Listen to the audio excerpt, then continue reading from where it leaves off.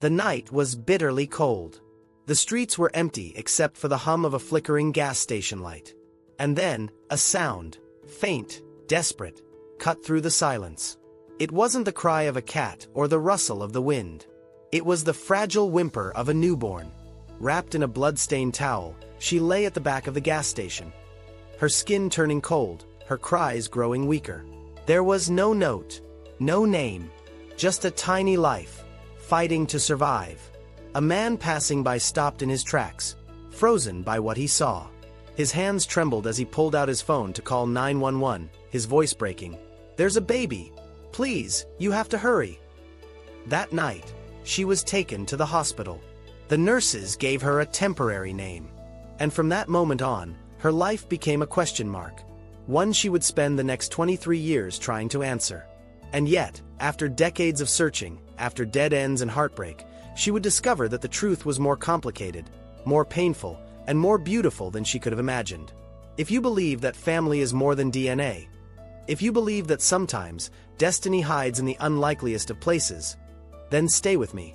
Because the ending to this story is one you will never forget. It was just after 2 a.m. when Officer Daniels arrived at the gas station. He had been on the force for 12 years, but nothing could have prepared him for what he saw that night. The infant, tiny, fragile, barely a few hours old, was wrapped in a towel that was damp with blood. Her lips trembled from the cold, and her fists were clenched tight, as if even in her first hours she already knew the world could be cruel. Paramedics rushed her to St. Mary's Hospital. The staff worked quickly, warming blankets, oxygen, for fluids. Her cries softened as a nurse, Mary Jensen, gently rocked her in her arms. For those first few hours, Mary was the only warmth the child knew. They gave her a temporary name, Rachel. No one knew her real one. An investigation began immediately, but there were no witnesses, no fingerprints, no surveillance cameras facing the alley. Whoever had left her there had vanished into the night. From that moment forward, Rachel became a ward of the state. Foster care forms were filled out. Court papers were stamped. And just like that, her life was handed over to a system that would shuffle her from one home to another. 4 years, there would be no trace of the woman who gave birth to her. No record. No family members stepping forward. Just a lingering question that followed Rachel like a shadow. Why was I left? And that shadow would shape everything that came next. Rachel's earliest memories weren't of lullabies or bedtime stories. They were of boxes. Cardboard boxes. Sometimes full of donated clothes that didn't fit. Sometimes packed with her own belongings because it was time to move, again. By the time Rachel turned 7, she had lived in 5 different foster homes.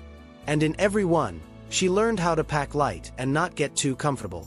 Because the moment she started to believe she had found a home, something would happen. A family would move. A marriage would fall apart. Or worse, someone would simply say, "We're not the right fit." The worst was the Thompson family. They had picked her up on a Wednesday, just before Thanksgiving. They'd said all the right things: "You're special, you're safe here, we want you to stay." Rachel believed them. She wanted to believe them. She drew them pictures, cleaned her room, tiptoed around the house, trying not to be too much of a bother. But one night, when she accidentally spilled juice on the carpet, Mrs. Thompson screamed at her for 10 minutes straight. The next morning, Rachel's suitcase was waiting by the door. She was 8. Over the years, there were kind families too, like Mr. and Mrs. Carter, who taught her to ride a bike, or her middle school teacher, Miss Linda, who bought her new shoes when she noticed Rachel's soles were worn through. But the kindness always felt temporary, like a borrowed coat that could be taken away at any moment.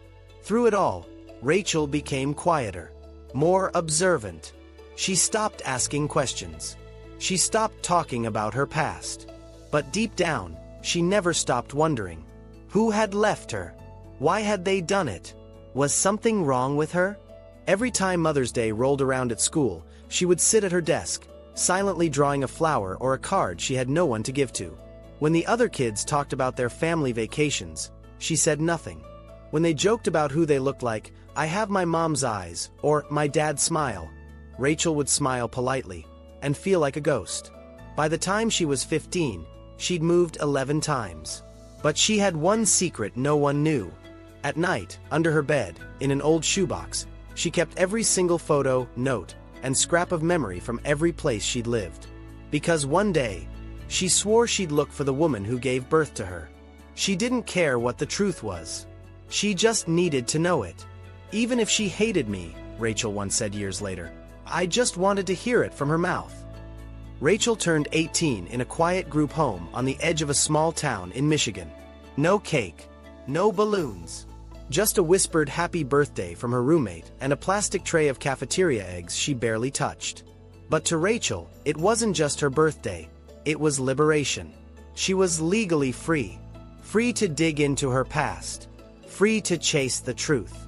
That morning, she walked to the county records office with $11 in her pocket, wearing a worn-out hoodie and a heart full of questions.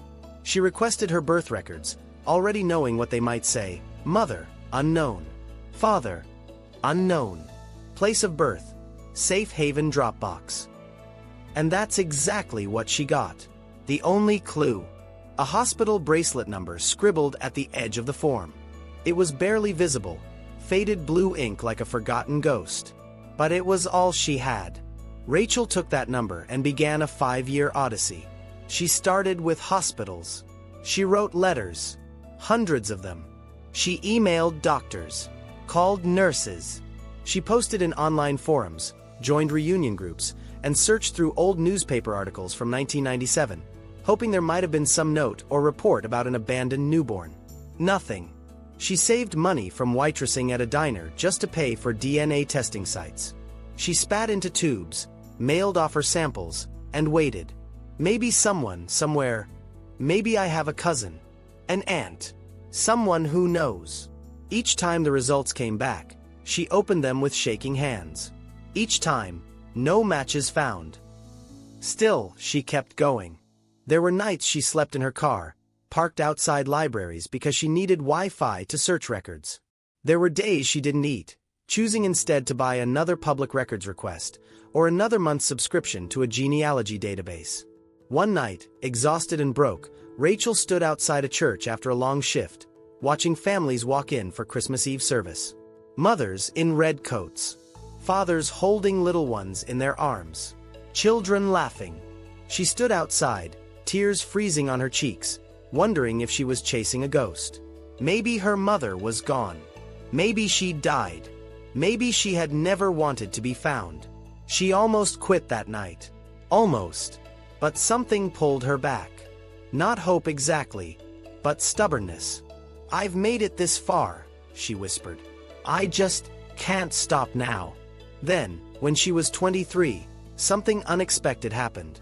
One of her DNA test updates pinged. New match found. She stared at the screen, her heart pounding in her chest. The name on the profile wasn't her mother. It wasn't her father. It was a man named Jason Ortega, estimated to be a half-brother. Rachel stared at the screen. Half-brother. The word didn't even feel real. She clicked into Jason Ortega's profile. He was in his early 30s. Lived in Chicago. His profile was sparse, but there was a photo, a man with kind eyes, standing beside a little girl who looked just like him. Rachel's hands trembled as she crafted the message. Hi, Jason. I think we might be related. I've been searching for my birth family for a long time, and I just got a DNA match linking us as half-siblings. If you're open to talking, I would really appreciate it. She hit send. And waited. 1 hour. Nothing. 2 days. Still nothing. A week. She tried not to obsess. Tried to convince herself that maybe he hadn't seen it. Maybe he wouldn't answer. Maybe he didn't want to know her, and that had to be okay. Then, on a rainy Tuesday night, her phone lit up. Jason had replied. Hi Rachel. This is a surprise. I didn't know I had a sister. Can we talk? They set a time to call. Rachel sat on the edge of her bed, staring at the phone until it rang. She answered on the first ring. Jason's voice was calm but curious. He asked about her, what she knew. She told him everything. The bracelet, the search, the safe haven Dropbox. Then she asked, Do you know who my mother is? There was a long pause. Jason sighed. Rachel, I think I do. And then, gently, he told her the story. His mother, Lucia Ortega, had once worked as a nurse at a hospital in Michigan. Around the time Rachel was born, she'd gone on leave. No one knew why.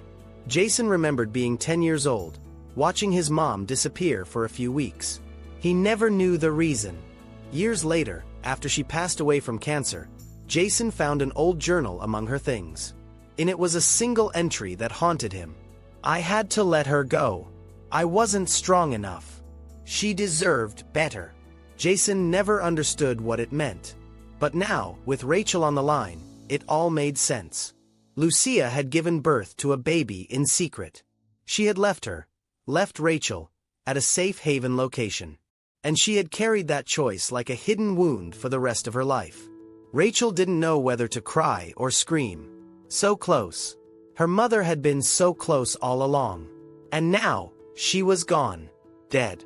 2 years before Rachel had even begun her DNA search. The grief hit her like a wave. She hadn't even met this woman. Didn't know what she smelled like, or how her voice sounded. And yet it felt like losing her all over again. Jason was quiet for a long time. Then he said something that Rachel would never forget. You didn't get to know her.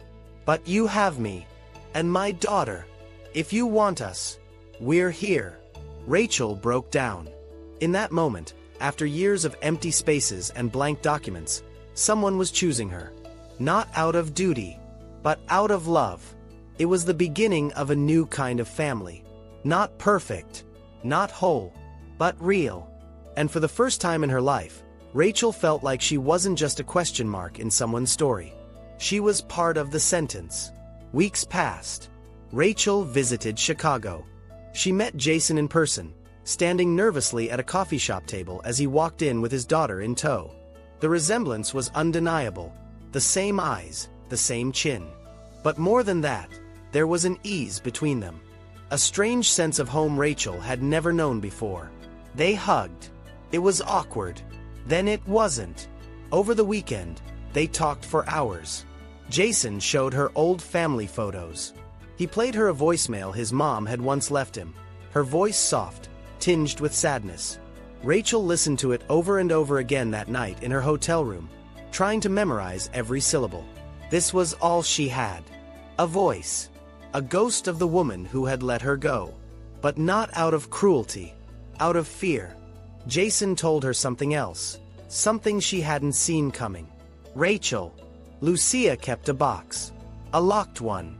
I've never opened it. I think it might be yours. He gave it to her the next day. Rachel waited until she was home in Detroit. She placed the box on her kitchen table, heart thudding in her chest. The lock was old, rusted. She used a small screwdriver to pop it open. Inside, wrapped in yellowed tissue paper, were 3 things.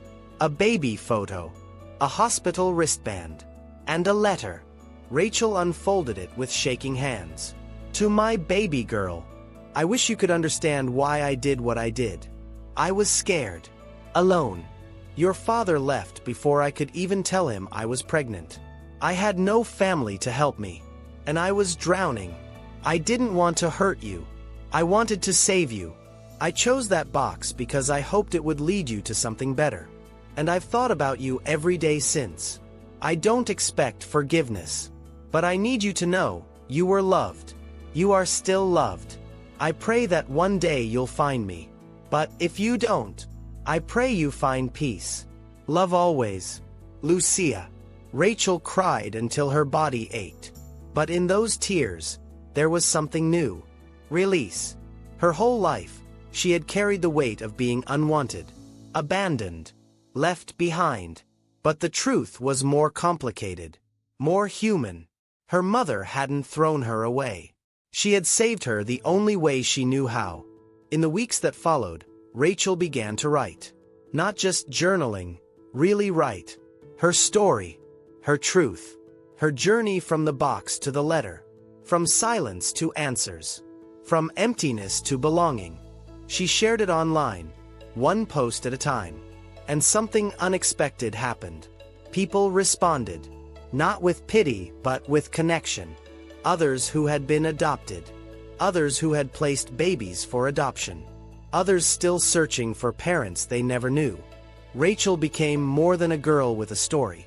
She became a voice for others who hadn't found theirs yet.